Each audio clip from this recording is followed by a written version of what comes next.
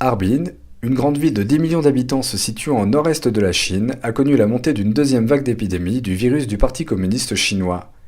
Le 16 avril, une vidéo sur Twitter montrait que dans la résidence internationale de Fenglan à Harbin, un homme était allongé par terre et ne bougeait plus. Un soignant, en combinaison de protection, était en train de l'observer. Les gens autour portaient tous un masque. Le même jour, de nombreuses résidences ont été bloquées. Des mesures strictes de confinement ont de nouveau été mises en place. 哈尔滨发现疫情的小区凤尾路全部封死了又，现在又安这个护栏了。现在是从宏图街，哈尔滨的宏图街一直封到大有房，整个进步小区全部封死围挡。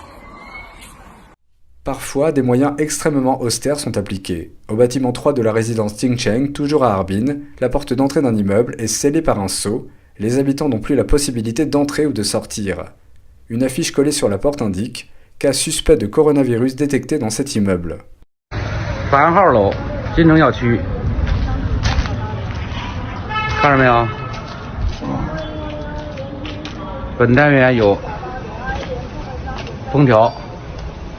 大锁头已经封上了，啊！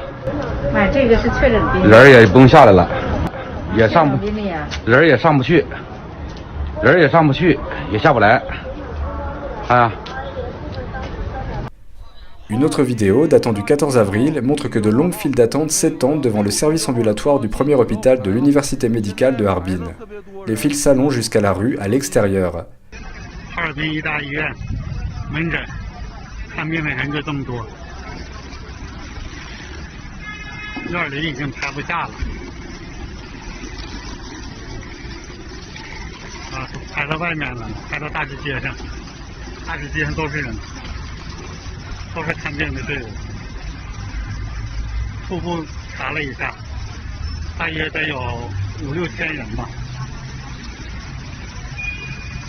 Dans cette période d'épidémie, il y a aussi certaines personnes qui ne peuvent plus endurer la pression.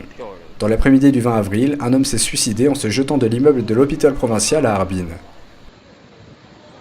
Selon la police, une note a été trouvée dans son téléphone portable dans laquelle il explique que son suicide était dû à une fièvre inconnue qui dure depuis presque 10 ans, que cela lui a ôté l'envie de vivre, que ce n'était pas lié à l'épidémie.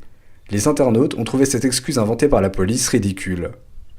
这种疫情对于我们普通老百姓来讲，确实是一座山的压力。在我的记忆当中，从来没有这么贵的菜价。东北三省职工的收入也低，公共卫生事件的时候，您所产生这些检测费、隔离费、治疗费，不应该由我们市民来出啊，应该由政府来出。出现跳楼是被逼的走投无路吗？ NTD News, France.